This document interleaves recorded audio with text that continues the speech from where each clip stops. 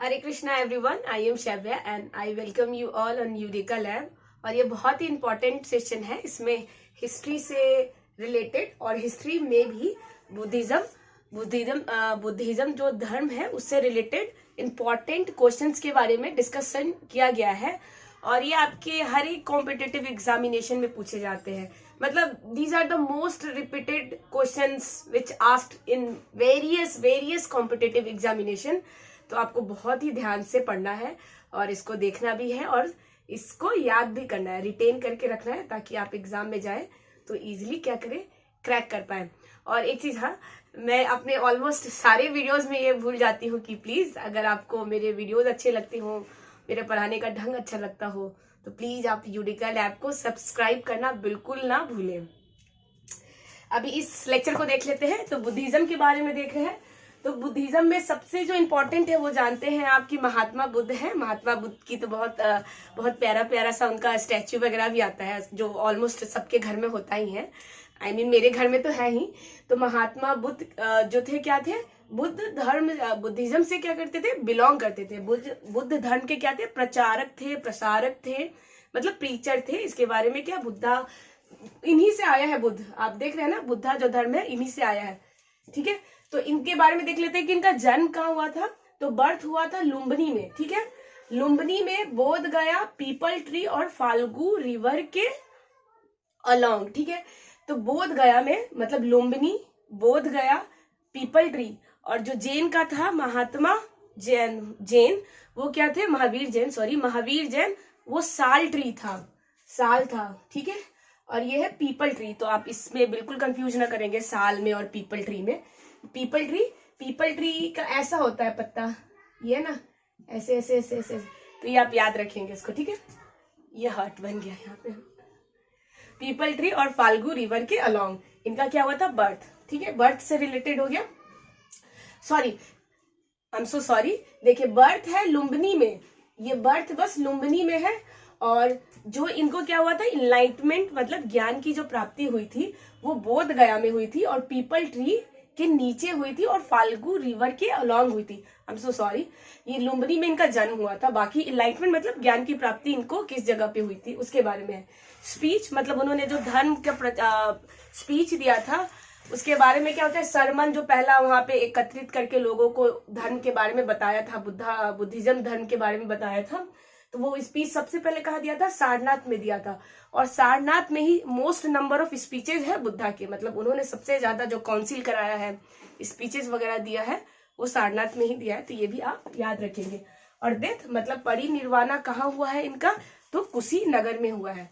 तो ये क्या हो गया, महात्मा बुद्ध से रिलेटेड जो भी इंपॉर्टेंट चीज थे वो मैंने आपको बता दिया। जैसे कि जैन में मैंने बताया था बीएड, बर्थ, इनलाइटमेंट और डेथ। तो यहाँ क्या है, ये आप देख सकते हैं कि यहाँ पे इनलाइटमेंट तो है ही, और यहाँ पे हो गया S, speech, birth, enlightenment, speech और डेथ। तो इसको आप याद रखेंगे। बर्थ है लुम्बिनी में, ठीक है, उसके बाद इनलाइटमेंट ज्ञान की प्राप्ति फाल्गु रिवर, पीपल ट्री के और बोध गया में हुआ था। ठीक है, और इनके 4 नोबल ट्रूथ है। तो नोबल ट्रूथ मतलब ये देख लेते हैं। नोबल ट्रूथ मतलब आप कह सकते हैं कि ये 4 सच्चाई है, ये ऐसी सच्चाई है जिसको कोई झुटला नहीं सकता है, वो वाली सच्चाई है। तो क्या है इनके अकॉर्डिंग, मिजरी है। मिजरी का मतलब होता है कष्ट, मतलब लोगों को कष्ट, तकलीफ, दुख क्यों है, तो उसका रीजन क्या है, मतलब लोगों के पास क्या है, मिजरी है, कष्ट है, तकलीफ है। रीजन होने की वजह से रीजन है, और रीजन क्या है, डिजायर है, किसी चीज की क्या रखना, इच्छा रखना।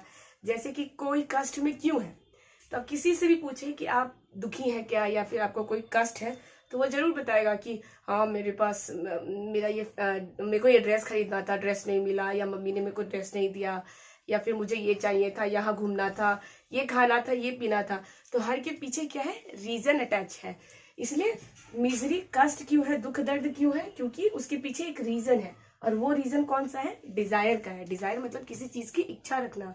जैसे मुझे बहुत बड़ा नाम करना है, तो वो तो खैर अच्छे सेंस में हो गया। जैसे किसी चीज में अगर आप, जैसे मैंने अभी बताया कि आपको स्कूल बैग नहीं मिला, या आपको अच्छे ड्रेसेस नहीं मिले, मम्मी ने आपको मूवीज नहीं दिखाया, आप क्लब नहीं गए, पार्टी नहीं कर रहे हैं, तो क्या हो गया, उसका मिजरी है। और वो हो गया रीजन, डिजायर। ठीक है, उसके बाद हो गया कि अष्टमार्गिक, ये देखिए कि 8 अष्टांगिक मार्ग। अष्टांगिक मार्ग मतलब हो गया कि मिडिल पाथ। तो इनका दिया हुआ क्या है, 8 अष्टांगिक मार्ग, वो याद रखेंगे। 8 अष्टांगिक मार्ग, मिडिल पाथ। मिडिल पाथ मतलब बीच का रास्ता। तो अष्टांगिक मार्ग में वो भी होता है जैसे कि कोई चीज को आप, जैसे कि एक वीणा होता है बजाने के लिए, तो वीणा का जो स्ट्रिंग होता है, वायर होता है, जैसे कि फॉर एग्जांपल ये हो गया वीणा। तो वीणा का जो स्ट्रिंग है उसको आप इतना ज्यादा क्या करें, घींचे भी नहीं, मतलब लंबा भी नहीं करें या उसको बहुत ज्यादा लूज भी नहीं करें। अगर बहुत ज्यादा टाइट कर देंगे तो क्या होगा, वो टूट सकता है, और बहुत ज्यादा लूज कर देंगे तो क्या हो जाएगा, फिर आपको उससे साउंड प्रोड्यूस नहीं होगा।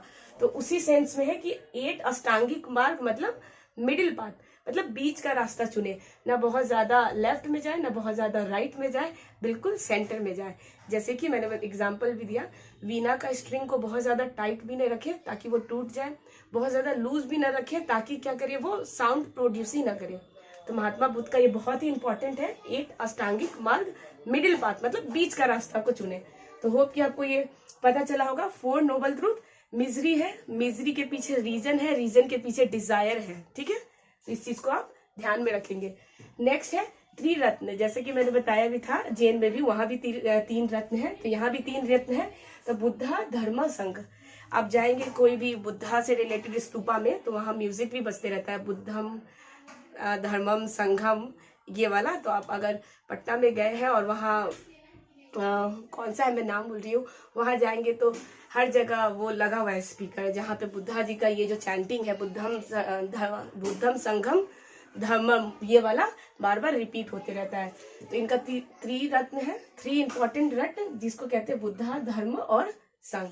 बुद्ध, धर्म और संघ। संघ मतलब कॉन्ग्रीगेशन, मतलब कि मिलना, मीटिंग करना, एक साथ जुड़ना, और धर्म का क्या करना, प्रचार प्रसार करना। नेक्स्ट देख लेते हैं इनका फिलॉसफी।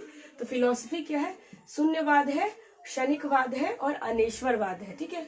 शून्यवाद, शून्य मतलब जीरो होता है, अभी भी हम लोग यूज करते हैं ना, शून्य है, ये नंबर तो शून्य हो गया, यहाँ पे तो पूरा बैंक अकाउंट पूरा 0 है, मतलब शून्य है, तुम्हारा बैंक अकाउंट तो शून्य हो गया।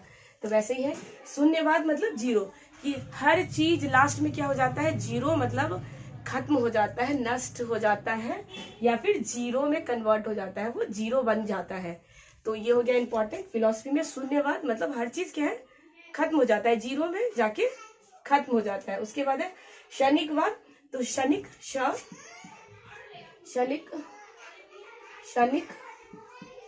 क्या है, क्षणिकवाद, क्षणिक मतलब होता है ना मोमेंट, एक मोमेंट के लिए, इंस्टेंटेनियसली, मतलब बहुत कम क्षण के लिए। तो वही लिखा हुआ है इंस्टेंटेनियसली, मतलब बहुत ही कम क्षण के लिए, बहुत कम मोमेंट के लिए, बहुत कम टाइम पीरियड के लिए क्या होता है, कोई चीज एग्जिस्ट करता है, कोई चीज रहता है, उसके बाद क्या होता है, वो खत्म हो जाता है।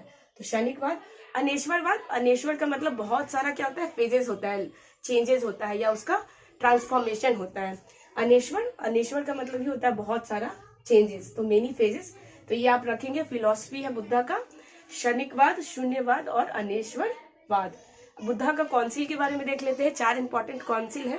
हालांकि मैंने इससे पहले भी पुराने वाले वीडियोस में बुद्धा के काउंसिल के बारे में बताया था, तो आप उसको भी देख लेंगे, तब भी आपको आइडिया लग जाएगा, अदरवाइज मैं यहाँ आपको बता ही रही हूँ। तो पहला वाला फर्स्ट, 4 इंपॉर्टेंट बुद्धा के काउंसिल थे, फर्स्ट, सेकेंड, थर्ड, फोर्थ और 5th भी है। तो 5th को भी ध्यान रखेंगे, मैं बताऊंगी। तो फर्स्ट है 483 BC, फिर एक साल क्या हो जाएगा, कम कर देंगे, 383 BC, 255 BC और 1 AD। और ये कहाँ हुए थे प्लेसेस, तो पहला हो गया राजगीर, फिर वैशाली, फिर पाटलिपुत्रा, फिर कुंडलग्राम जो कि जम्मू एंड कश्मीर में है। और ये किस रूलर के द्वारा कराया गया था, मतलब उस टाइम उस रीजन में, उस एरिया में, उस क्षेत्र में कौन से राजा रूल कर रहे थे, डायनेस्टी पे किसका वंश चल रहा था, उसके बारे में है। तो पहला अजात शत्रु, मैंने बताया था, शत्रु से याद रखेंगे, अजात शत्रु, काला अशोक, अशोक, और ये हो गया कनिष्क, कुषाण, ठीक है। और 5th वाला भी आप देखें, जो 5th वाला है ये कहाँ हुआ था जगह, तो कन्नौज में हुआ था, कन्नौज में। और ये किस रूलर के पीरियड में हुआ था, तो हर्षवर्धन, यहाँ लिखा हुआ भी है हर्षवर्धन। उसके बाद क्या है, अजात शत्रु, तो ये हो गया रूलर, मतलब किस राजा के टाइम पीरियड में हुआ, या पैट्रोनेज मतलब किन्होंने इसको संरक्षण दिया, इस धर्म को अपनाया, उसके प्रचार प्रसार में हेल्प किया, तो वो थे राजा, डायनेस्टी। अब ये है कि इस काउंसिल को हेड कौन कर रहे थे, मतलब लीड कौन कर रहे थे, प्रेसिडेंट कौन थे। सीएम प्रेसिडेंट कहते हैं ना, जैसे इंडिया को अभी लीड कर रहे हैं नरेंद्र मोदी, वैसे ही आप थोड़ा लिंक कर सकते हैं कि इस टाइम पीरियड में इसको लीड कौन कर रहा था, इसके प्रेसिडेंट कौन थे काउंसिल के। तो पहला का था महाकश्यप, फिर सवाकामी, फिर मोगलीपुट गोशाला, फिर वशी, इसमें दो है, फोर्थ वाले में क्या है, दो है, वसीमित्र और अश्वघोष, सॉरी फॉर माय प्रोनाउंसिएशन, वसीमित्र और अश्वघोष, और लास्ट वाला में हेंग सेंग, जो कि चाइनीज क्या है, ट्रेवलर है। तो इस चीज को आप ध्यान में रखेंगे। मैं एक बार वापस से रिपीट कर देती हूँ। फर्स्ट बुद्धिस्ट काउंसिल पहला 483 बीसी राजगीर में हुआ था। अजात शत्रु और महाकश्यप क्या थे इसके प्रेसिडेंट, आप लिख सकते हैं प्रेसिडेंट या फिर चेयरमैन, ठीक है। तो पहला हो गया। दूसरा 383 बीसी वैशाली में हुआ था, काला अशोक और ये सवा कामीर। तीसरा 255 बीसी पाटलिपुत्र, अशोक, मोगलीपुत्तिस कह सकते हैं या मोगलीपुत्ती, गौशाला कह सकते हैं।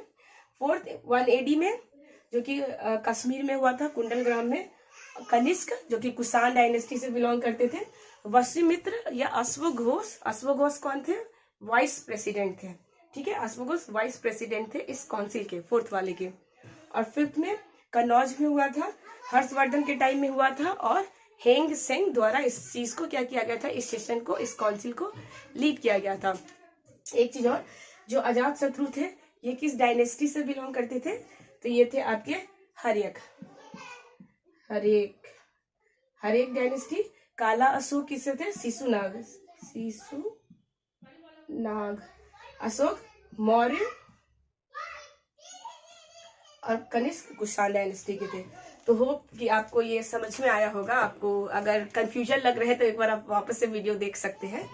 और यहाँ पे आप ध्यान रखेंगे कि इनका बर्थ है लुम्बिनी में। बाकी इन्होंने इनलाइटमेंट मतलब इनको ज्ञान की प्राप्ति कब हुई थी या कहाँ हुई थी, तो बोध गया में हुई थी, और पीपल ट्री और फाल्गु रिवर के अलॉन्ग में हुआ था। अगर आप बोध गया गए हैं तो क्या आपने इनका स्तूपा देखा है, तो आप मुझे कमेंट में बताएंगे। और आपको कैसा लगा वहां जाके, वहां का वाइब्स कैसा था, या फिर पटना वाला गए हैं तो पटना वाला वाइब्स, मतलब पटना में जैन का है, जैन का भी है, बुद्ध का भी है, तो आपको कैसा लगा था आप प्लीज कमेंट में बताएं। और अगर आपको कोई भी डाउट लग रहा है, किसी टाइप का कोई भी कंफ्यूजन है, तो प्लीज कमेंट सेक्शन में डालें और इस चैनल को सब्सक्राइब कर लें। तो मैं मिलूंगी नेक्स्ट वीडियो में। टिल देन अपना और अपनों का ख्याल रखें। Thank you.